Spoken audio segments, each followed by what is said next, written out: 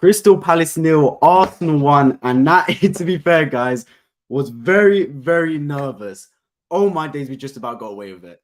Oh my days. I mean, look, there's two sides of the coin here. There'll be certain fans that say that was much more nervous than it should have been. Why did we get put through this stress? Then there'll be the other fans that say this is exactly what we need in this season. Something like this. A win like this can galvanize a team. Yes, it got nervous towards the end. It's much more nervous than it should have been. We were in complete control of the football match before the red card to Tomiyasu.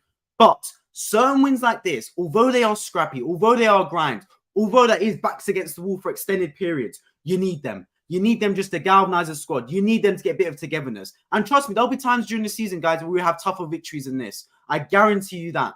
The season is long and hard and arduous. It is a marathon, not a sprint. We've got 36 games left. So trust me, buckle up, because we're going to be in for a ride. This is the least of our troubles, a game like this, man. Normally, we'd be in for much tougher matches than this, especially away from home. But the boys did the job. We came away with the victory. That'd be very good for the whole squad. A bit of togetherness, a bit of, you know what I mean, galvanizing the squad. Everyone behind each other. A lot of players got minutes as well. So it's good to see them touch the football pitch. So really good squad victory overall. Players in the dressing room afterwards will be absolutely delighted with that one. 3 points. We go 6 for 6. Job done. Yes, both results have been by 1 goal. But, bro, it's points that all that matters. Only the geeks start talking about goal difference at this early stage of the season. Only geeks will say, oh, Brighton got this goal difference. Man City got this goal difference. I don't care. We got 6 points out of 6. I don't care if we won both games 1-0. 6 points out of 6, exactly what we needed. And a win like this, I'm telling you guys, yeah, there'll be tougher wins like this during the season. These are wins you need, man. You can't win every game 3-4-0. I was complimenting Man City on Saturday for the manner in which they beat Newcastle, only winning 1-0. So exactly the same applies again today for Arsenal. Yes, we were in complete control. Yes, to be fair, in my opinion, the red card was very unnecessary, very harsh by the referee, especially the first one. I mean, look, it was more Havertz that was time wasting instead of Tomiyasu, in my opinion. And that second one, he barely even grabbed his shirt. He just gave him a little pat on the back. But it is what it is. The way it happened is Arsenal grind out the result. We didn't sit there and start crying and moaning about being set down to 10 men. We rolled our sleeves up. A couple of players sat back and defended. A couple of players came off the bench so they could show up the result. I thought Jorginho was superb, by the way. Jorginho is that type of player that can be a really good solidifier. I'll call him the stabilizer. That's Jorginho's nickname, in my opinion, the stabilizer. When things go a little bit pear-shaped, you bring him into the team, add a bit of control, like a bodyguard. Marshal everyone around, and he did exactly that, Jorginho. I thought it was fantastic when he came off the bench today. And we came out with the victory. And boys and girls, if we win the league title in August, no one's going to go, oh, but you only beat Palace 1-0 in August. No one says that, man. It's all about winning the title, and we are 6 for 6. There's only 3 teams that have won both their games so far. That's Arsenal, Brighton, and Man City. And we are one of those 3 teams. And it's a tough place to go. Make no mistake about it. Palace is not an easy game.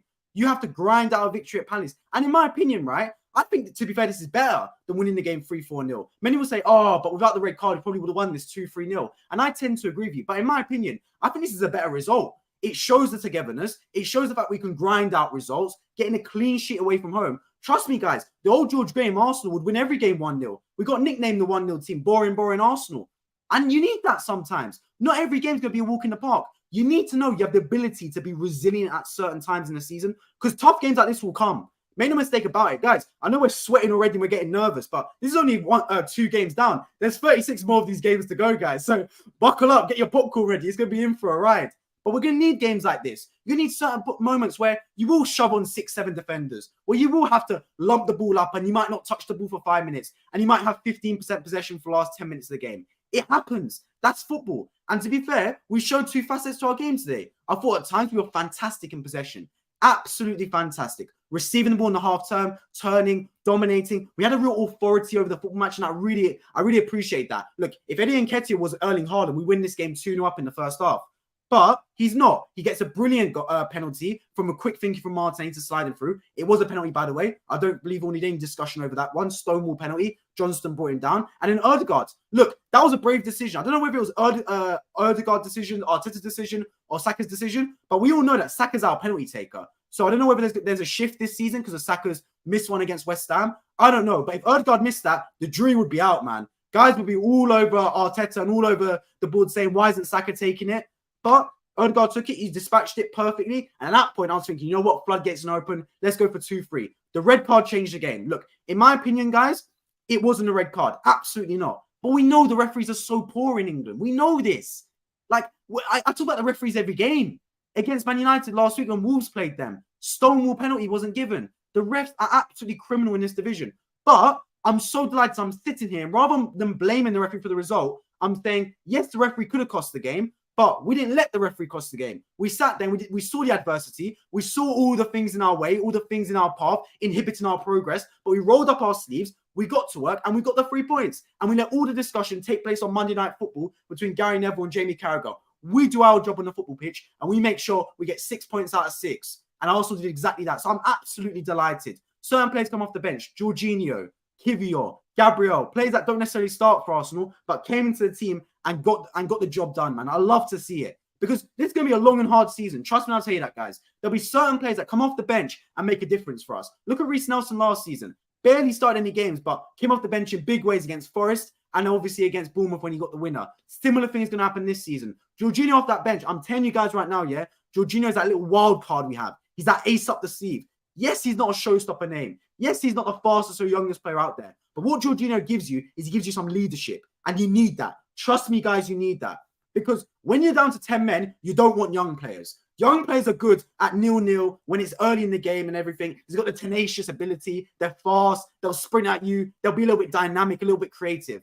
But when you're down to 10 men, when your back's against the wall, when it's under the lights at Selhurst Park, when they're absolutely relentlessly just attacking you, you need Jorginho. Because what he has is a calm head. And we need that to guide us through the young players. Plus, I think we're adaptable now. Last season, it was all just a bit of a one-trick pony. We had a starting 11, and that was it. We didn't really have a plan B. Now we've got a plan B. With Kai Havertz up there, look what happens. We got down to 10 men, I was saying, okay, take Kai Havertz off. Take Kai Havertz off. But he didn't. He took Nketiah off and moved Kai Havertz to number 9 because Kai Havertz gave us an out ball. He gave us someone that could at least hold up the ball and relieve some pressure.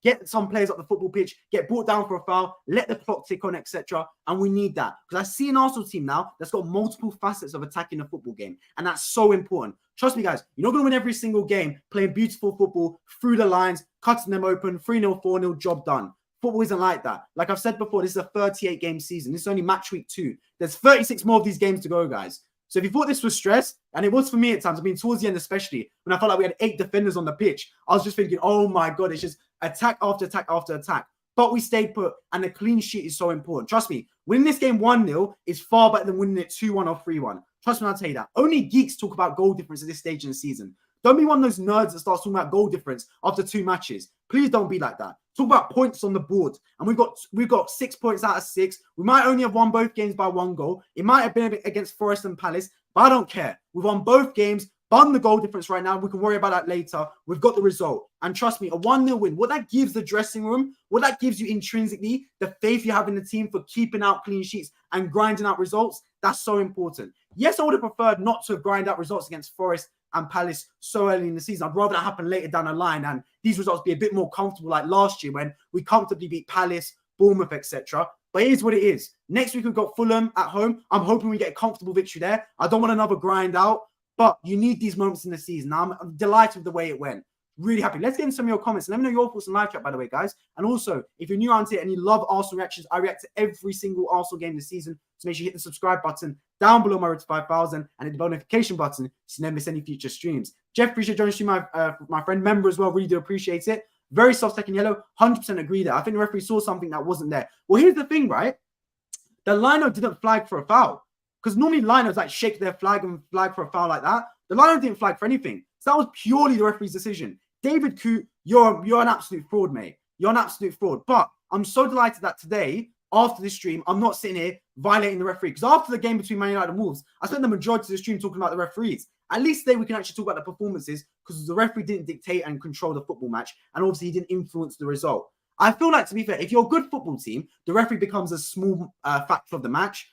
Because if this was the old Arsenal, we may have folded here. Then we spend the whole review talking about the referee. But because we stuck to our guns, we didn't let the referee influence the decision. I can now talk about it and say, what a great performance from Arsenal and not let the referee's stupidity at that moment influence us. I do think the refs are a bit harsh, especially on the time wasting. Look, Havertz was the one time wasting, if anything. Give it to Tomiyasu. The brother can't pick up the ball and throw it straight away. Like, you need movement and stuff. So I think the referee was very harsh as well. I think at certain times, Palace were lucky not to get some second yellows, especially Ayew. I thought he was very lucky not to get away with fouling Saka. So I think they made the bar a little bit too high, in my opinion. A little bit too high in the sense that you're getting yellows for basically anything nowadays. Damn, congrats, brother. Appreciate it, Luke. Fair play to Crystal Palace, man. They really put in a shift the second half of the game, especially when Arsenal got down to 10 men. Really threw stuff at it. And look, Palace still got places to go. Elise's coming back into the team. Some of their new signings coming back in. So I still expect quite a lot from Palace this season, especially under Roy Hodgson. Congrats, brother. That was a penalty kick. Ref robbed Palace, but what are you going to do about it? Where was their penalty, bro? I don't think Palace deserves penalty. I think the referee was spot on today. I thought the Eze one was not a penalty whatsoever. I thought he won the ball.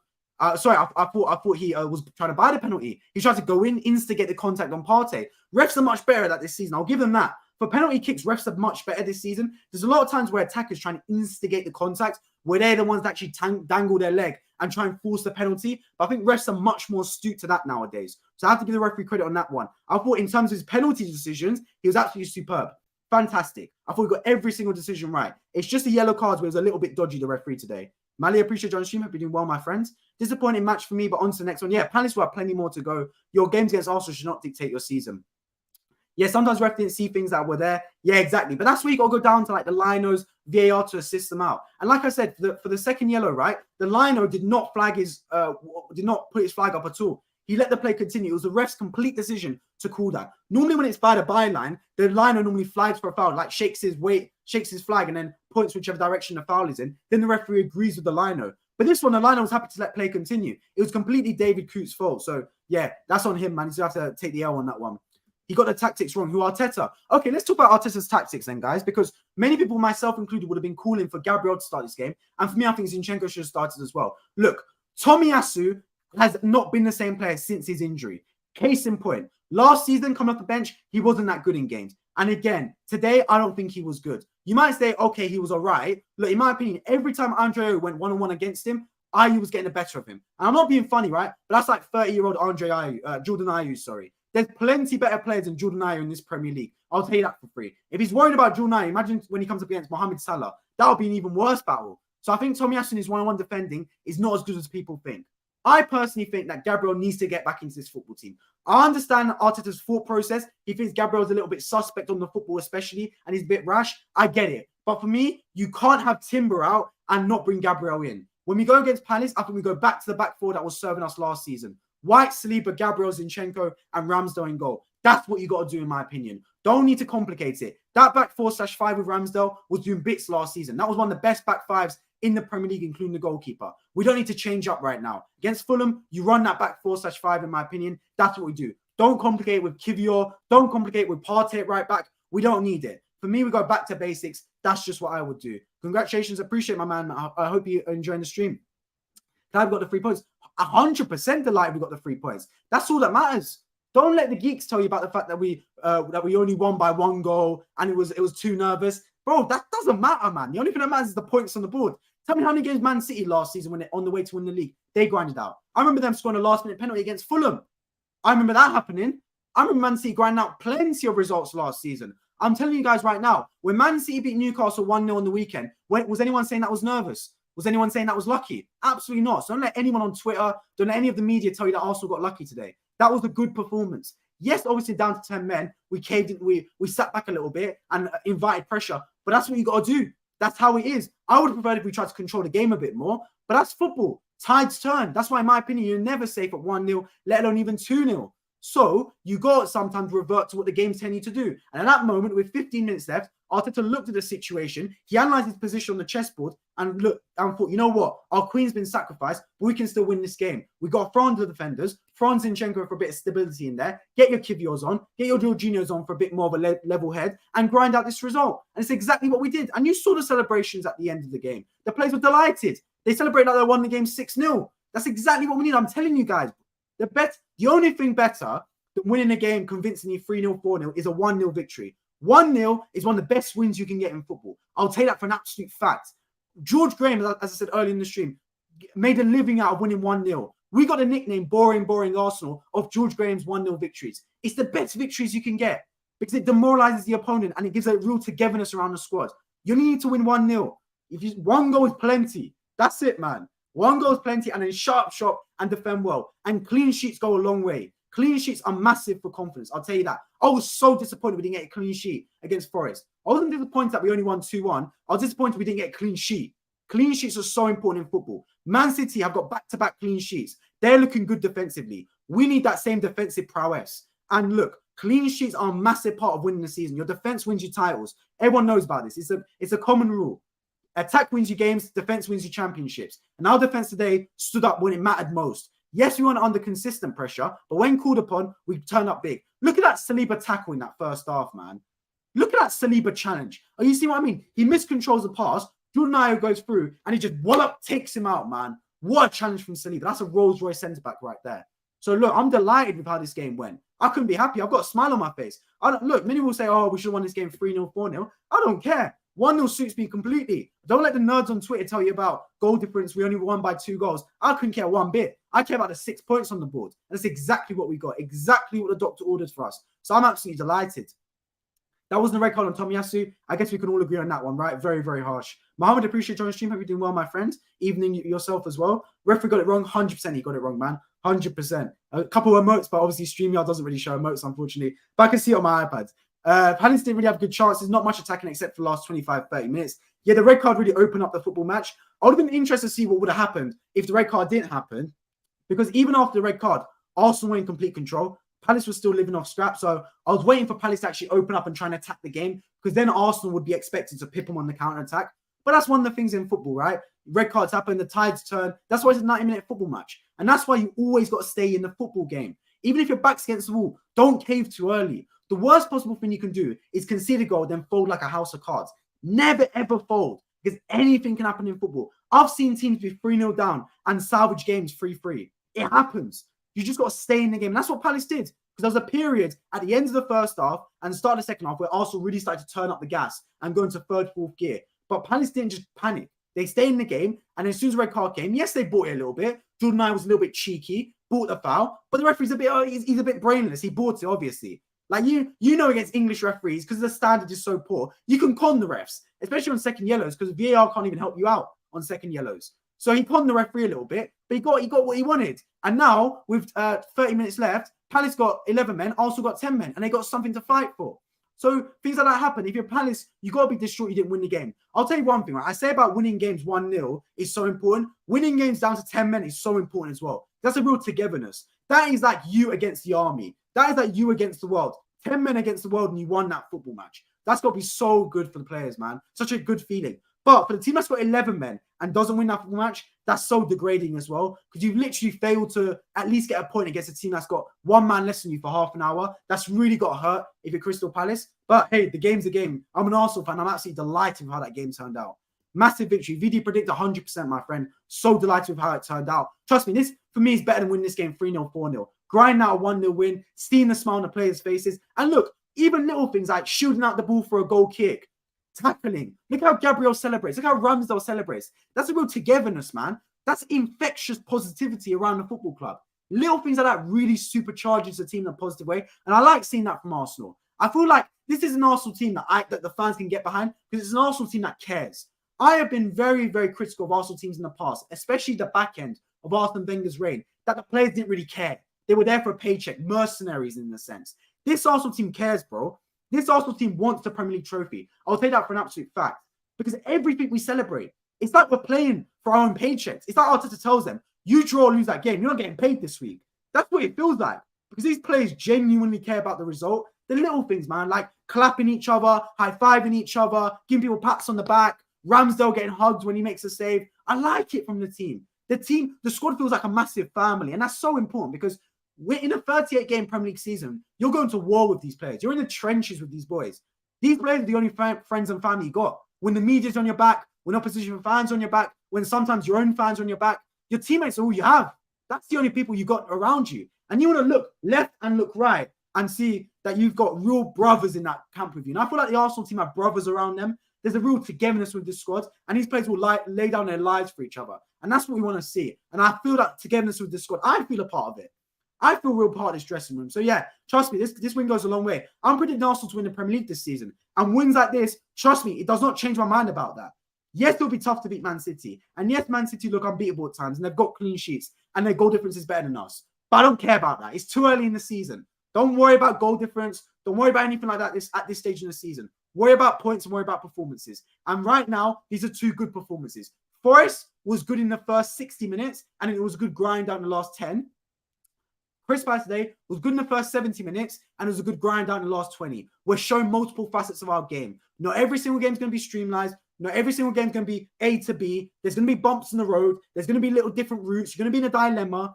You find a way to win that football match. That's what you got to do. No excuses. Win that game. Doesn't matter if you're down to 9 men. Doesn't matter if they've got a Juju on the goal. Doesn't matter if your best player gets injured. Win the football match. And that's exactly what Arsenal did. Because this review could have been completely different. I labelled this review Tomiyasu crazy red card.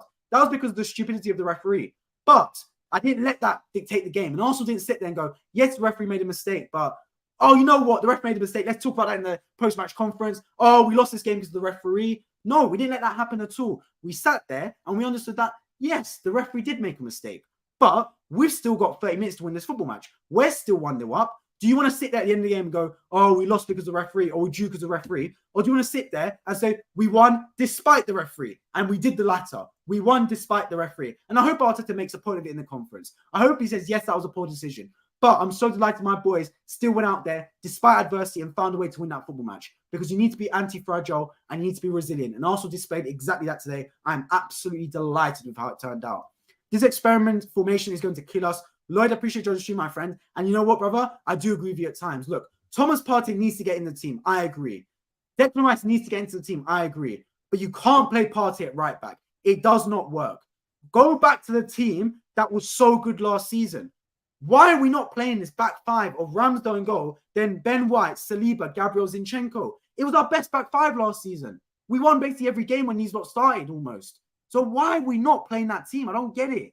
Like, I get this whole, you want to have control midfield and Partey going into midfield, etc. I get it, but this ain't the time. For me, when you play against Fulham, I think you need to play those lot. Partey sits on the bench, or he comes into the team and either Havertz gets dropped or Nketiah gets dropped. But you cannot have Partey at right back. I'm sorry, it does not work in my opinion. It doesn't work. It's too unbalanced. You need to have a bit more stability. That's just my thought process on it. Henry, appreciate joining the stream, my friend. Hope you're doing well. Slow but steady is fine. Look, brother, I don't care if we win this game 5-0 for an absolute blitz or we win it 1-0. Results are all that matters. And we've got a result in this game. And I'm absolutely delighted by it. Look, I know when we got the first goal for Odegaard, I was sitting there thinking, come on, let's kill this game now. 2-0, 3-0, kill it off, exactly what we need. And we could have done that.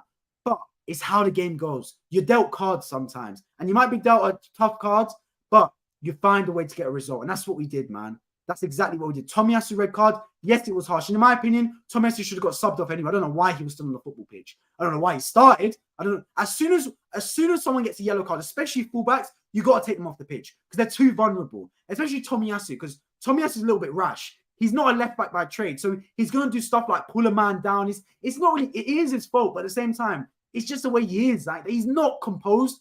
We don't have a lot of composed players. Like, Saliba's composed.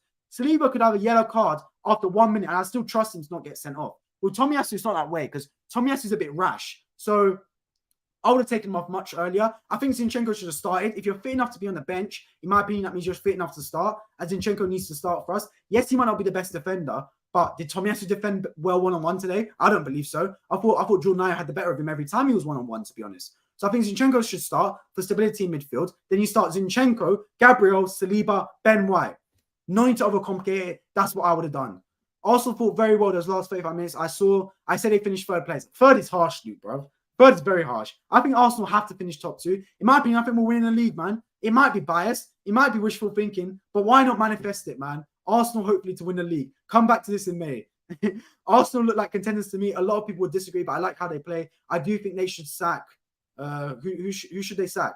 Yeah, Arsenal are contenders. 100% we're contenders, man. Look, Arsenal can show multiple facets of their game, and that's so important because we're not just contenders in the sense that we dominate teams. That's important as well. But you can also dominate teams and grind out results. Look at Liverpool on the weekend, yeah? Yes, they beat Bournemouth, but they had to really try hard for that game in the sense that they went 1-0 down to shocking defending early in the match. Then they had to really turn it up. You can't do that at times. Arsenal, from minute one, establish authority of the football match. From minute one, dictate possession. The first 25 minutes, I'm confident saying Arsenal had at least 70% of the ball, at the very least. And that's so important. Dictate authority of the game, dictate control, and then go from there. We always establish authority first, earn the right to play, and then you build off that and get your goals and assists. And like I said, if Eddie Nketiah was Erling Haaland up front, the game would have been 2-3-0 at half-time. And then you're thinking it's game over. That was the difference. Eddie Nketiah up front today missed some chances. And look, you can say that, oh, it's a strike, he's going to miss. And I get it. The first one was unlucky. It was a brilliant turn. He just toe poked it wide. But that second one, why are you trying to dink a goalkeeper like that? Like, come on, bro. You don't have to lift over the goalkeeper. Just smash it into the back of the net. It's not rocket science. I'm pretty sure I scored that. I'm not even being funny. I genuinely think I scored that.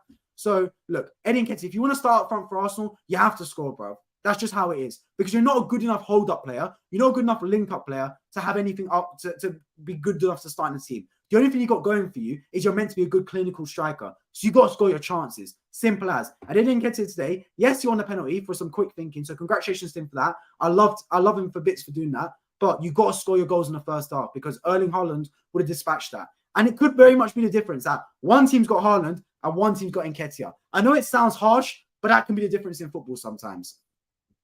I think 12th, 13th is pretty good for Palace, Luke. Yeah, I think that's a decent position as well for Palace, especially given that they've lost Zaha, etc. So, yeah, I think that'd be a decent result if Palace get 12/13th. Arsenal look like contenders to me. We're going through that. We were absolutely shocking. Yeah, I get you. I get you, to be fair. I get you. Like, are you talking about Arsenal? Because I don't think we were shocking. The second half, maybe. But I think the first half, Arsenal were fantastic. Absolutely fantastic. Look, we didn't score a goal, but we were pinging the ball around. We were looking confident. A couple of extra passes, and we get. And look, if Eddie Nketiah's Erling Haaland, we're 2-0 up in the first half, and no one talks about, oh, it's 0-0. Look, I know you're thinking we only won this game 1-0, but don't let the geeks talk about goal difference. It's too early in the season for that. There's 36 games left. Only the nerds and the Twitter nerds talk about goal difference and all the XG and all Arsenal were nervous towards the end. Don't listen to that, man. I'm telling you, don't listen to that stuff. It's game 2. We got 6 points out of 6. That's all that matters. We're delighted. Smiley face. I'm happy. I don't care that it was a nervous end. Look, I would have loved for us to establish control even at down to 10 men. Because I think we're good enough to still control the football with 10 men. I'm sure in practice we would have done training games with 10 against 11. But it's the way football goes sometimes. You're not going to have everything your way. Even against Newcastle last week, Man City were hanging on at certain points. Not for extended periods, but at certain points they were. This season is a marathon, not a sprint. There will be times where we have to lock up. There will be times where we have to stick 7 defenders on the pitch. But that is where you don't do stupid things like bring players down in the box, get another red card. You hang in there and you're solid. And I thought Jorginho was fantastic today. He brought a real assurance around the squad and a real bit of togetherness in the team. Because I was calling for Jorginho. As soon as you got down to 10 men, Jorginho needs to get on that football pitch. Because what Jorginho is, right, he's a level head. And it's all good having these young players around the football pitch. And I love having the youth tenacity. But when you're down to 10 men, away from home, under the lights at Selhurst Park, you need experience. And what Jorginho brings you is experience. He's someone that can mentors you through a game. I call him the protector, the solidifier. That's what he is, man. He's someone that can just come into the team and be clean-up crew, man. Direct people where to go, be an on coach, be an on-the-pitch coach. And I thought he did that fantastically. What's your opinion on the red? Look, for me, red card, never a red card in my life. I thought both of them were harsh. Both the first yellow and the second yellow. Look, the second yellow, right? The lino, who's by the incident, does not flag for a foul. He doesn't wave his flag about nothing. He lets the play continue. So David Coots, seeing Jorginho gone down, he's seen Tomiyasu. Obviously, he hasn't seen the hand because the angle shows that he physically cannot see his hand on the player, given that Tomiyasu's body is blocking the hand. He's seen Ayew flat down like a fish, and he's gone, you know what? Second yellow, foul. Because the thing is, right, when you call a foul there, he has to give a yellow. Because he's obviously, in his eyes, pulling the shirt and the player's away to go on a counter-attack, he has to give a yellow card. It's a foul that always is yellow. It's cynical, as they call it. But you can call it a foul maybe, but that's never a yellow card. I don't think it's even a foul. He's not even got a piece of his shirt. If VAR was there, it wouldn't have given it a yellow card. 100%. But look, VAR can't. I think that's what needs to change. I think VAR should get involved in second yellows leading to red cards. That's my opinion on it personally. That's what I genuinely think. And in the first one, neither a yellow card in my opinion either. I know, if anything, Havertz should have got the yellow. And look, it's a throw-in, man. Can we not be so harsh on throw-ins? Like wasting time. I think the wasting time was getting really harsh now in football. Like the brother barely has the ball in his hands and he's already getting the yellow cards. Like, come on, man. Let's be serious right now. Kaku's, I appreciate joining the stream, my friend. Hope you're doing well. Same thing. We need to go back to our back fours last season. 100%, my friend. And Partey, Rice, and Odegaard midfield. Other ways, come on, you Gunners. Brother, 100% agree, man. 100% agree. We got the result. That's all that matters. This guy gets it, man. This guy gets it. Exactly agree with you. That's exactly what we need, man. Results all that matters. Don't listen to goal difference. Don't listen to XG. I know Forest had a better XG than us last game. Don't listen to that, man. The result is all that matters. 3 points out of 3. They guarantee you, right, that Cooper last week would have much preferred his team to win and have a better XG. No one listens to XG apart from nerds on Twitter. Don't be one of those nerds. Listen to what happens watch what happens on the pitch and look at the score in the top corner. And the only thing I saw was Arsenal 2, Forest 1, and Palace 0, Arsenal 1. And I take that. 6 out of 6, exactly what the doctor ordered. If I told you that Arsenal going to get 6 points out of 6 and we win both games 2-1 and 1-0, you're taking it. You're not sitting there going, oh, I wish we would have won 4-0. Oh, I wish Tomiyasu didn't get sent off. But no one cares. We won the game. Yes, in the game, it's stress. Yes, during the match, you're sitting there and you're nervous. You may be biting your nails. You're quivering a little bit. You're shaking your leg in anxiety. But that's what happens during the game. Game's over now. 3 points are bagged up. Happy days. Don't worry about any of that. Red card or not red card. It happened. Move on. If anything, it gives Arteta not an excuse to run out Tomiyasu next game. So now he's forced to play Tierney. Forced to play Zinchenko. That's what I want to see. So yeah, maybe it's a good thing. Every cloud's a silver lining. Don't forget that. In my opinion, I'm not confident for the rest of the season for Palace, but anything can happen. Probably going to finish in 13th place or 12th once again. Look, you got to take that, man. With Zaha going, you got to take that. Smash the like button, 100%. Appreciate that, Millie. Anyone else new on here, make sure you subscribe. By the way, on my road to 5,000 subscribers, I react to every single Arsenal game this season, as well as most other Premier League matches. Partey's a CDM, not a right back. That we can agree on. That we can 100% agree on, man. I'm getting bored of it, but getting better than relegated, 100%. You don't want to get relegated, man. Just the start of the season, so I'm not too frustrated. Yeah, look, Palace, they started the season poor last year as well. It's one of those things. What position is Havertz best at? False sign. Well, here's the thing, right? Havertz gives us multiple facets, because when we got down to 10 men, I was screaming for Havertz to come off the pitch. I thought we don't need Havertz and Odegaard in midfield, but Arteta switched it. He took Nketiah off and shoved Havertz up front, because Havertz, at his height, can be a link-up player. He could be a hold-up player. So I think Havertz is a good option to have. Someone that can you can stick up there, be a bit of a hold-up player, give you a breather, someone to play off, etc. Look, he's not a finisher. He's not a clinical striker. And he's not got that fox-in-the-box mentality. But he is someone that has got link-up ability, has got some kind of nous to be in the right positions, and can hold up the ball, can win you some headers, can win you some flick-ons. So I think he can play in that position, Havertz.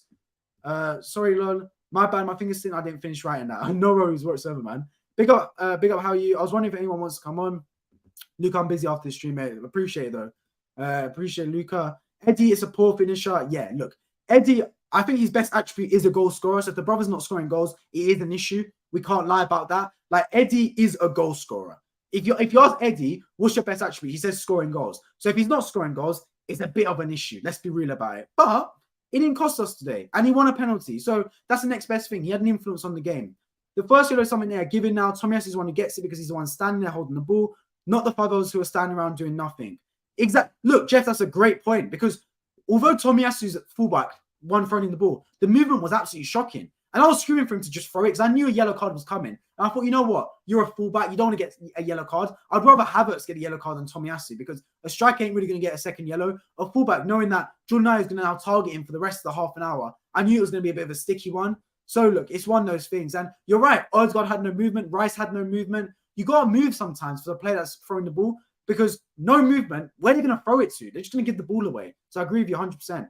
Go, take care. Appreciate it, Luke, man. Appreciate you on the stream. As always, hope you're doing well. But yeah, guys, look, on the balance of play, right? Arsenal did deserve that victory. We did enough in the first 65, 70 minutes. And in the last 20 minutes, we grinded it out. Yes, Palace came thick and fast towards the end of it, fast and furious. But they're down to 10 men. Sorry, the opposition down to 10 men. Obviously, they got their tails up. They, of course, got their home crowd behind them. Of course, they're going to go for it last 20 minutes. We did the right thing. We stuck in there. We were resilient. And we bagged the 3 points. We're delighted with that. Tell me, any Arsenal fan that's not happy, bro, take a look at the situation right now. We've got 6 points out of 6. We've gone to a tough ground in Selhurst Park. That will be tough for any team to go to. And we've got the victory. We now go to Fulham next week and try and win there. Yes, obviously, the players ran more than they should have done. But I'm always a fan of 1-0 victories. 1-0s are never bad in football. They're never a bad result. 1-0s are far better than 3-2 wins. Far better. Because they show resilience. They show the ability to get clean sheet. And what's better than winning 1-0? Winning 1-0 with 10 men. Because now you can show you can grind out a result with one less player on the pitch for half an hour. So I'm absolutely delighted with how the game went. I've got no qualms whatsoever over it. And long may it continue, in my opinion. Long may it continue. So yeah, I'm absolutely delighted with how it went. Let's get some player ratings though. So yeah, and also let me know your thoughts in the live chat as well regarding the game. I'd love to hear it. But yeah, let's get some of the player ratings. Clean sheets are always good. 100%, Jeff. 100%, man. Clean sheets will always go a long way in football. Man City have got 2 clean sheets in a row now. And last season at the Etihad, we're getting clean sheets basically every single game, especially second half of the season. Clean sheets are your bedrock. Clean sheets are your foundation and your stability. When you get clean sheets, the rest follows on after that. You can't expect to get any sort of good results in football if you're not getting clean sheets. Your clean sheets are your foundation. And Arsenal getting that. So that's the main thing, in my opinion. I'm delighted with that. But yeah, let's get into play ratings. Ramsdale in goal. For me, I thought Ramsdale played decent. He made some great saves towards the end of the match. And obviously got a clean sheet as well. So for me, Ramsdale, 8 out of 10. Decent performance. Next, we got the right back. I guess it's Thomas Partey. Partey did his bit, to be fair to me. Shifted into centre mid at times. I thought he was good defending one-on-one. So I'm going to give Partey as well an 8 out of 10. And next, we got Saliba. Or Ben White. Actually, let's go Ben White. Ben White, out of the two centre-backs, was really good. Obviously, he's not his normal position, but he still did fantastic in there, Ben White. I'm really delighted with how he played. I'm going to give him a 7.5. I thought Saliba was really good as well in there. Yes, he made a mistake, but he recovered with it fantastically. Cleaning stuff up as always. Saliba turned out to be one of the best centre-backs in the league for an absolute fact. Saliba, for me, gets an 8.5 out of 10. I thought he's absolutely fantastic, in my opinion. Malik gives Ramsdale 7 out of 10 and Partey 7 out of 10. Yeah, fair. Standard results. Saliba, 8.5. Fantastic performance. Tomiyasu, buddy, this ain't one of your brightest moments. I think Tomiyasu, to be fair, since last season, his injury hasn't been great. I think the mistake he made against Man City when De Bruyne scored, I think that's playing on his mind still. He hasn't been the same player since then, because even when he's come off the bench in games, he's been a little bit nervous, in my opinion. So yeah, Tomiyasu, not his greatest moment. I'm giving him a 5 out of 10. Maybe that's been a bit kind as well. But the red card was a bit harsh, so I'll give him a 5 out of 10. Mali gives Saliba a 9. Declan Rice, I thought Rice had a really good game, to be fair. Really good game. I'm going to give Declan Rice 8.5 out of 10 as well. I thought it was fantastic. Really good in there, man. Clean up the play, making his right times forward to trot down the pitch. And look, he made a brilliant run in behind Eze, ghosted behind him, and then played an inch perfect on-time pass to Nketiah. And like I said, Nketiah should have scored that. And if that happens, we're 1-0 up in the first half. So you can't blame Rice for that one bit. I thought he did really well in this game, Declan Rice. Next door to him, we've got Martin Odegaard. Obviously scored the penalty for us. Don't know what I think about him being penalty taker. Obviously, he scored, so I can't complain. But I think he's a bit harsh to take Sakharov penalties. But regardless, I think Odegaard's a massive part of how we play, guys. I think it's no coincidence that when Odegaard's involved with the game, we tend to get good results. He's your maestro. It's just like when Man City have De Bruyne on the football. Arsenal need to look to get Odegaard involved in the play as soon as possible, early in the game. Because when he's on the ball, when he's looking confident, when he's dictating the flow of the game, good things tend to happen. He's your maestro. He's your dictator. I think Odegaard today had a decent game. I don't think he was fantastic. And I think at home, he definitely excels compared to away games where it's a bit more volatile, it's a bit more hostile, it's a bit more of a fight, scrappy at times. But I think for the most part, Odegaard had a really good game again today. I'll give him a 7.5, especially for his penalty goal, because that was a big part of the game to score that penalty. Next, Shai Havertz. Havertz today, look, I thought Havertz actually had a decent game in there. I thought, especially when he got stuck up front, he did really well. So I'm going to give Havertz an 8 out of 10. I thought he was. Actually, I'll give him a 7.5. I mean, I think it's harsh to give Odegaard a 7.5 now, but look, I'll stick with it, man. Next, Saka. I thought Saka had a decent game as well. He got stuck at left wing back as well. Didn't make no fuss about it. Knew he had to do a job for the team. I thought Saka played really well as well. 7.5 out of 10 for him. Martinelli, I think was slightly more quiet. I was surprised because going up against Joel Wood, I'm expecting him to excel really. Martinelli. I thought Joel Wood it'd be a cook fest, him taking on Joel Wood. But he did really, to be fair, Martinelli. He played a little bit too safe, in my opinion. And obviously, it was a bit annoyed from his behalf to get subbed off. But it's one of the things, bro. You got to take it for the team. Mali gives Havertz a 7 out of 10 and Saka a 7 and Martinelli 6. Yeah, for me, Martinelli gets a 6.5 out of 10 for me. Not really down to him, but look, it's one of those things. I think last week against Forest's man the match. So swings and roundabouts, man. No biggie. And then up front, Eddie, big boy, and Nketiah gets us a 6. No, I'll give him a 7 for winning the penalty. But he should be scoring goals. That's my thoughts on it. But yeah, 7 out of 10 for Eddie and Nketiah. Subs, I don't bother really doing the substitutions. They're barely on the pitch, so I don't really need to worry about that. But the main thing is we got the victory, guys. That is the thing. As I've reiterated all throughout the stream, don't let anyone on Twitter, don't let any of your friends at school tomorrow, at university, at work tomorrow tell you about, oh, we only won 1-0, oh, it was nervous. Don't listen to that. Block out all that noise. Don't listen to the XG. Don't listen to the only 2 goal difference that we've got after playing Forest and Palace. Don't worry about any of that. Worry about the fact we've got 6 points out of 6. It's too early to be talking about goal difference. It's too early to be talking about XG. This is match day 2 of 38 games this season. This, guys, is going to be an absolute marathon of a season. Strap up, get your popcorn. Don't need to throw your toys out the pram way too soon. We're good, guys. We're absolutely good. It's a good start to the season. I think we're on our way to win the title. I do believe it, man. I've seen enough in these first 2 games because I've seen multiple facets. Man City are good at just winning games. That's what they do.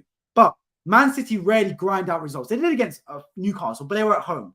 Grind out a result away from home is far different to grind out a result at home. We've shown in match week 2 that we can grind out a result with 10 men away from home and get a clean sheet. You need to have that in your locker. You need to have that ability because you need to pull that out at certain moments in the season. You will not win every single game in the season by 2 goals or more. It will not happen. You have uncomfortable moments. And I'm telling you this right now, guys. We will have many more uncomfortable moments this season. If you think this was stress, if you think this was anxious, boy, be prepared for your blood pressure to go up even higher in other games this season, guys. This is going to be an absolute marathon. When you're fighting for a Premier League title, games like this happen on a regular basis, because draws aren't good enough. If you're fighting for the Champions League, we could have got away with a draw today.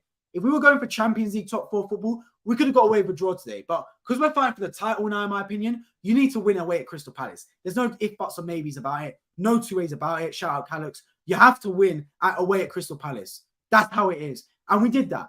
We did that exactly that. Because I feel like a lot of other teams, they would have found a way to just, you know what, draw this game, be happy with the point, especially with 10 men, and move on. But no, we didn't settle for that. We got the 3 points. Look at Chelsea, man. They spent like 800, 900 million, almost £1 billion in the past 2 seasons. And then losing 3-1 at West Ham, who, by the way, had 10 men themselves. So I'm telling you guys, man, you need results like this. It's very important. Also, need to appreciate joining the stream, my friend. Hope you're doing well. Does Havertz deserve that? For me, deserves it too. Bro, you're being harsh, man. You're being harsh on Havertz. He did well, especially when he got shot up front as well. He was tired, man. The brother was tired. When he got put up front, he did really well for me, especially holding up the play. So yeah, Havertz definitely deserves at least a 7 for me, man. You're being very harsh. The Havertz hate brigade is out already. Look, I'm not Havertz's biggest fan either. I've said it many times on this channel. I don't think he was the best use of £65 million. But he does give us an alternative. Even towards the end of the game, he's just a body you can stick up front and hold the ball up from. And you need that. Trust me, guys, you need that at times, man. Not every single game you're going to be playing free-flowing football where it's going to be passing through the line, it's going to be fluid, interchanging. Sometimes you need a bit of Route 1 football. Go back to basics, lump it up and play off the target, man. And we did that towards the end of the game. There was genuinely the last 15, 20 minutes where we did not have an outball. And Havertz was the only man. And even him, he was getting tired. So look, it was relentless pressure. Yes, it was wave after wave. But we did well. And our game management today was good as well. Really good. And you need that. You trust me, guys, you need that. Because there will be times, many more times this season, where we will be in stressful moments like this. And we've shown today that we can get away with it. Because the old Arsenal from 3-4 seasons ago, and maybe even last season, maybe the season before, might have caved in. With 10 men, 1-0 up, away at Crystal Palace, under the lights, hostile atmosphere. They might have caved in and gone, you know what, a draw is fine enough. But we didn't let any of that adversity cross our mind. We didn't even for one moment think, you know what, a point's a good result. We rolled up our sleeves, we got to work, we defended well, and yes, it was a bit of pragmatic. Yes, Arteta threw 7 defenders on the pitch, and so at points, Zinchenko was left wing, and Nketiah was on the pitch, and Gabriel was on the pitch, etc. Alongside, obviously, Saliba, Ben White. But you need that sometimes. Sometimes you genuinely just need to shut up shop. You need to have that in your locker. You need to have the ability to sometimes go, you know what, I don't care anymore. Shove 7 defenders on the pitch and lock it off. Lock the cell and throw the key away. And we did exactly that. And I'm not complaining one bit of that, guys. Trust me, I'll tell you this, bro. Going into work tomorrow or going into school, university, whatever you do, you're going into that office tomorrow and you're smiling if you're an Arsenal fan. Don't let any of your friends, don't go on Twitter and let any of the Twitter geeks talk about XG. Don't talk about goal difference. Don't listen to any of it. You tell them, we've checked the table, 6 points out of 6. Check the results, 6 points out of 6. And that's exactly what we needed. Because if I told any Arsenal fan, look, we win this game 1-0, it's scrappy, we're down to 10 men, you take that. No one's saying, oh, no, I'd rather win 3-0. Well, no. If I could shake your hand before the game, if you're an Arsenal fan, and say, look, you win this game 1-0. It's nervous last 20 minutes, but you win 1-0, you have 10 men, you score a penalty for Odegaard. It's a bit of a fluke, but it is what it is. You think any Arsenal fan before the game's going to go, you know what, nah, that's not good enough. I want to win 4-0. No, they're not. They're going to shake your hand and say, absolutely, I'll take the 1-0 victory. And that's what we did. Don't be spoiled. Don't get ahead of yourself and think we should have won 3-0, 4-0. Don't be a perfectionist. Understand that football is an imperfect game. You're going to have to be, at times, resilient. You're going to have to ride your luck at times. I don't think we rid our luck, to be honest, but there were times where we were a bit under the cosh. We were on the ropes to an extent, and we did have to, obviously, battle our way out and beat the resistance. But you have to do that. Trust me, you have to. We're not at the stage right now to win every game 3-4-0. No team on planet Earth is. Even Man City will play tough games. Last year, they beat Fulham 2-1 with the last-minute Haaland penalty. Times like this are happening for Man City as well. Trust me, they'll play games just like this, just like Arsenal played today. It'll happen to them as well. We got through it today. It'll give us a world of confidence, especially 10 men. And trust me, nothing is better than away games in the dressing room afterwards after winning 1-0, especially after 10 men. The dressing room will be bouncing for Arsenal, absolutely bouncing. Players will be on their feet, jumping around, dancing. knowing that they came into a hostile ground and they found a way to win that football game. Yes, it was a battle. Yes, you were in the trenches, but who would you rather be in the trenches with? You'd rather be in the trenches with your family, with your boys, with your brothers. And Arsenal right now are a real band of brothers. You look to your right, you look to your left, and you've got your teammates around you. You've got your Gabriels, your Salibas, high-fiving each other, pats on the back, hugging the goalkeeper, helping each other up off the ground. We've got a real team right now at this Arsenal. And trust me, you need that. And nothing is better than an early 1-0 victory, especially with 10 men, grinding it out, ruthless. You need it, man. And trust me, I haven't watched the analysis, but Gary Neville, Jamie Carragher, they won't be sitting there going, Arsenal were lucky today. I promise you they'll be saying that's a good result for Arsenal. Really good result. They'll definitely take that. Because I know, man, I know wins like this are important. Very important in the season, especially for a team that's never won the Premier League for the past 20 years. It's been 20 years since we won a Premier League, guys. It's not going to be easy winning it. You're going to play games like this. But when it comes to May, and if we do lift the Premier League titles, I genuinely hope we do. And I do think we do. I predicted us to win the Premier League. It might be wishful thinking. It might be optimistic, but so be it. I'm going to ride with it.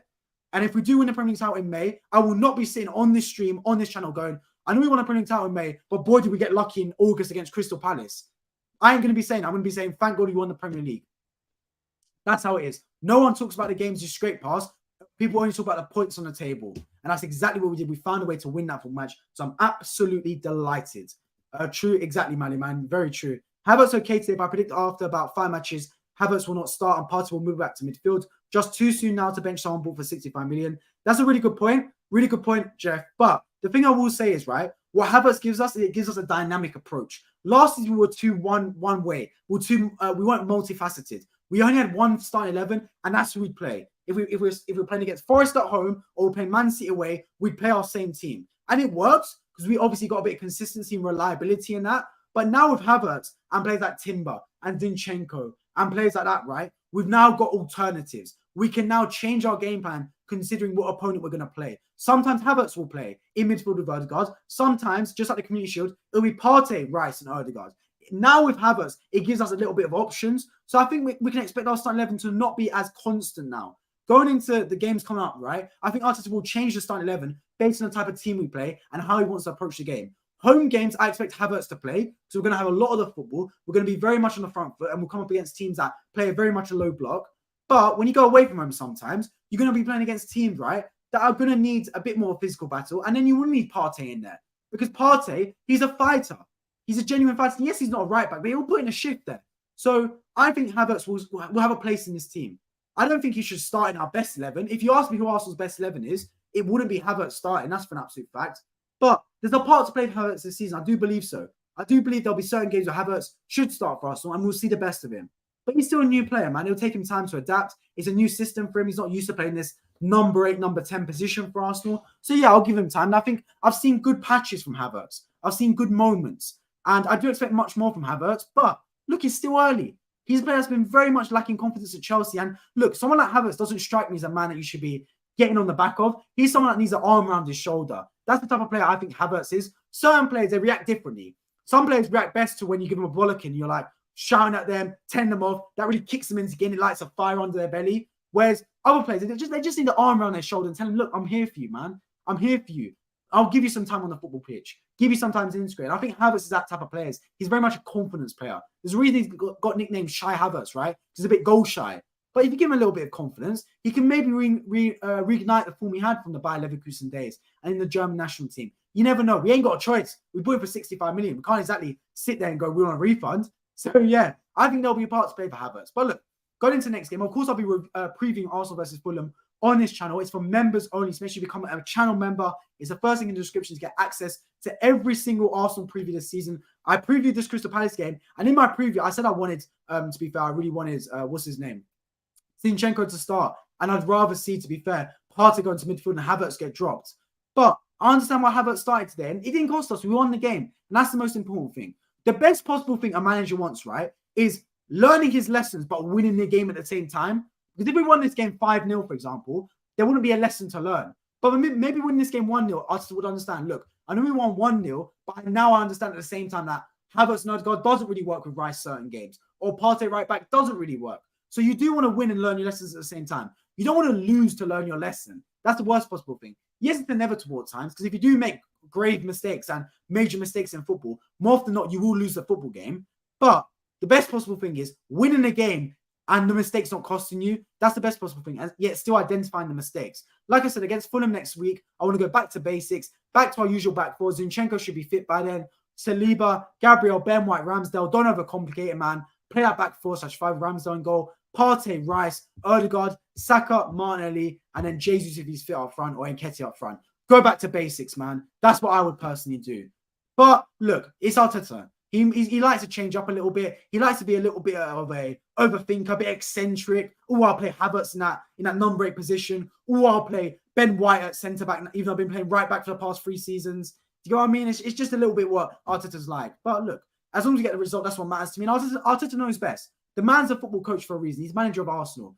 Obviously I have my opinion, and everyone's entitled to their opinion. And before games, right, there'll be people that say, oh, why is Partey starting right back? Oh, why is this happening? We've all been guilty of it. But sometimes you just got to understand that Arteta is the manager. He watches these players. He knows what he's doing.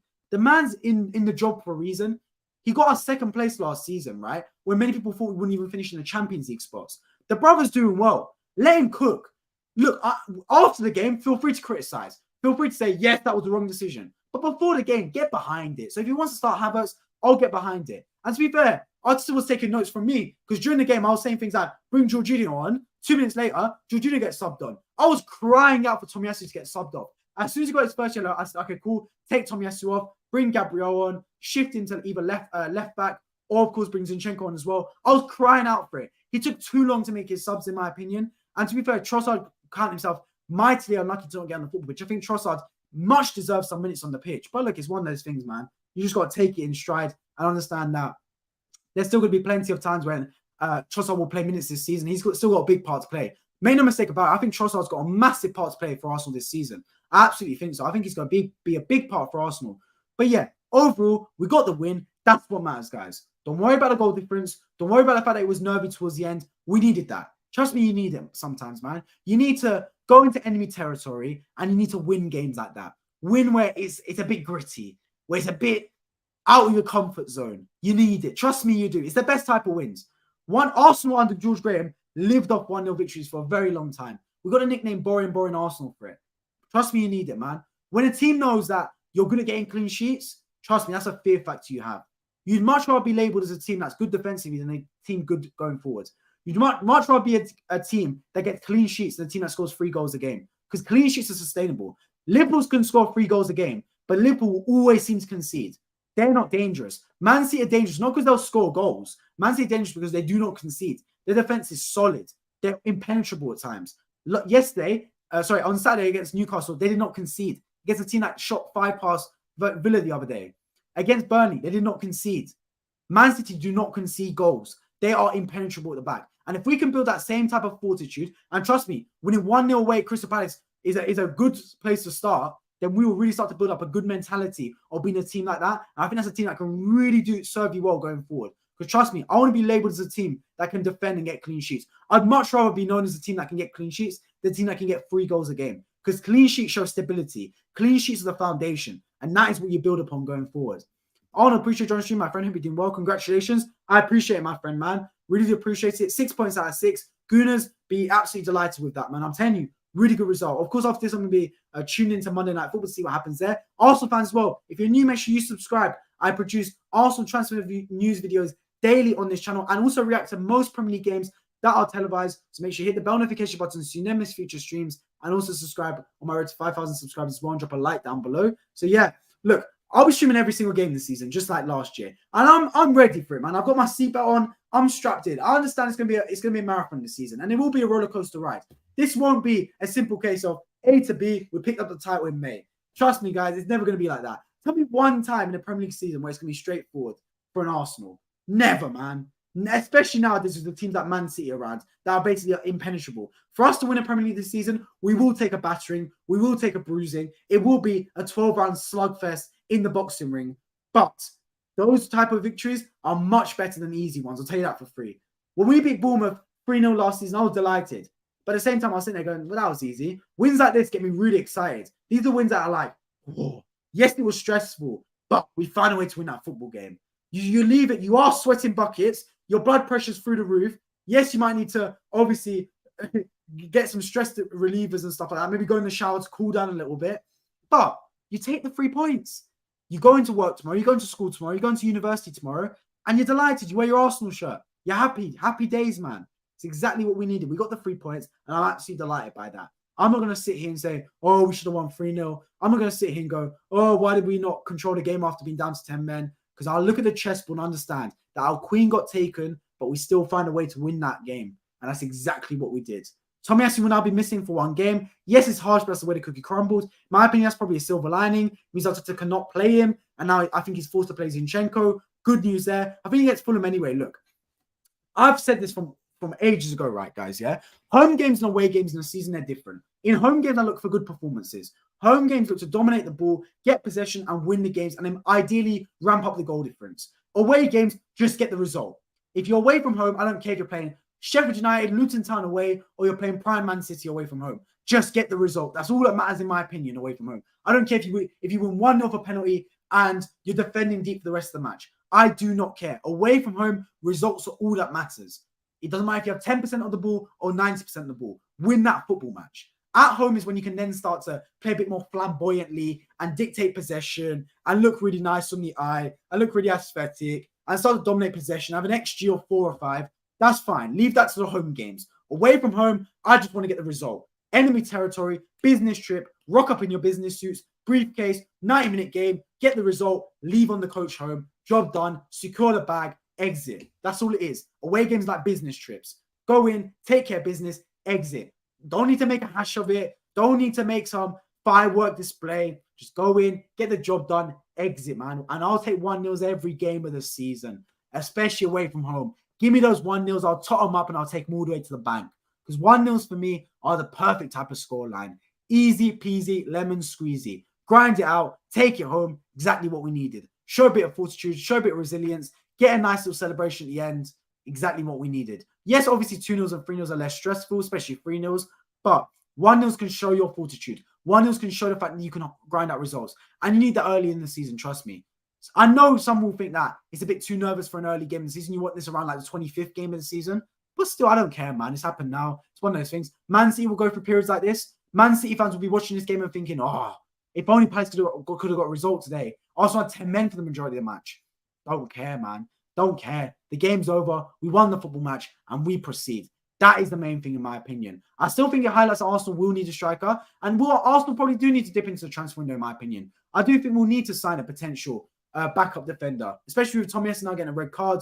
We don't know his reliability. I think today he went up to scratch, in my opinion. Obviously, Timber's out with his ACL for the majority of the season. So, yeah, in my opinion, I do think we will need to sign a backup defender. Definitely, especially on loan. I love that. And what's up with Nicolas Pepe? I mean, he might be back in with the team as a potential backup right winger. I don't know if I love that thought, but look, if we're not going to sign anyone, might as well keep Pepe. At least he can provide us something off the bench. So, look, this season will be an absolute marathon. The transfer window isn't even done yet, but the main thing is we're coming out and we're coming out with victories. And I love to see that because, look, guys, right? I know a lot of you would have been wanting more and many will say the performance wasn't good enough, etc. And I understand you. Genuinely, I do. I know you're wanting 2-0 wins. You look at Man City blowing teams apart and you're wanting 3-0s, 4-0s. But look, guys, appreciate the position you're in. Look at the chessboard. Analyze the pieces you got available to you. And understand that, yes, it was tough. Yes, it was a grind-out result. Yes, after the first 60 minutes, we probably should have won that game, especially after Odegaard's penalty and we looked on the front foot. We should never have made it that nervous, but we won the game. Man United, who are meant to be title challengers this season, have got 3 points out of 6, losing to Tottenham away. Arsenal won this game and now 6 points out of 6. That's what we need. If we beat Fulham and beat Man United in a fortnight's time, we go 6 points ahead of United after only 4 games this season. Who's telling me you ain't going to take that? Of course you will. So 1 game at a time. No need to get ahead of ourselves. Next week is Fulham. Go into that game hoping to win. Go into that game on the front foot, attacking the team. Hopefully we don't need another grind out. Look, Forest and Palace will now grind out 2 results where it's been a bit nervous last 5-10 minutes. We don't need any more of that. Against Fulham, I want a good convincing victory. A 3-0, 4-0, clean sheet as well, because at home we struggled to get clean sheets, especially last season. We were struggling to get clean sheets at home. So against Fulham next week, get a nice victory, man. Nice victory early in the game. Grind it out. Do really well. Take the 3 points home. So don't grind it out. Do really well. Go 3-0 up. Take the 3 points. Ramp up the goal difference a little bit. and go into that Man United game the week after at home, knowing you bagged 9 points out of 9. That's what we need to do. Get the job finished and continue. Because against Man City, right, I don't look at Man City anymore. I don't look at Man City and think, oh, they won last week. Now we need to win. Oh, they won on Saturday. Now we need to win. Don't worry about that. It's too early in the season. Don't look left and right. Just focus on our performances. If we start playing catch up to Man City, that's when things get a little bit to our head. Last season, we were in such a good position. So we slipped up once and we saw Man City in our rearview mirror pick up a bit of momentum. It got to our heads a little bit and we end up losing the title. Now ain't the time for that. Just focus on our own performances, man. Jeff Shrews or whoever it was asked Saka before the game. We saw City win and they got 6 points out of 6. Do Arsenal need to match that? Saka should have said, we don't worry about Man City. We worry about ourselves. That's the right answer. Don't worry about teams around you. Don't worry about what Tottenham are doing. Don't worry about what Man United are doing. Don't worry about what Man City are doing. Worry about what Arsenal are doing. So if we take care of our business, we'll win the title. That's always got to be the mentality. If you're the best team in the league and you have the mentality of the best team in the league, regardless of whether you are or not, if you think you are the best team in the league, you understand that it's your title to lose. You win the games on our football pitch. You take care of your business and the title will be yours come May. And Arsenal, that's all we got to do. And this goes a long way in doing that. 6 points out of 6. We wrap up the 3 points. Thank you very much. I appreciate everyone that's tuning into the stream today. 28 of you watching right now, and I'm sure thousands of you would have tuned in throughout the duration of the stream. Make sure you subscribe if you're new around here. My road to 5,000 subscribers as I react to every single Arsenal game this season as well as any other big Premier League football matches. And if you're a hardcore Arsenal fan, just like myself, this is your chance to become a channel member. It's the first thing in the description, and you get access to every single Arsenal preview this season, as well as much more exclusive content and emojis as well. Make sure you click it. It's the first thing in the description. I previewed Palace vs Arsenal already, and I will be previewing Arsenal versus Fulham in a few days' time for that game. Massive game at the Emirates in another cup final. They're all cup finals, in my opinion, even at this stage of the Premier League. I want to make sure you let me know your thoughts in the live chat if you haven't already, and in the comment section as well. If you're watching this now, stop becoming a stream. There's our video on this channel. I've been wonderful. I appreciate you guys all for tuning into the stream, and I hope to catch you all in my next one. Take care.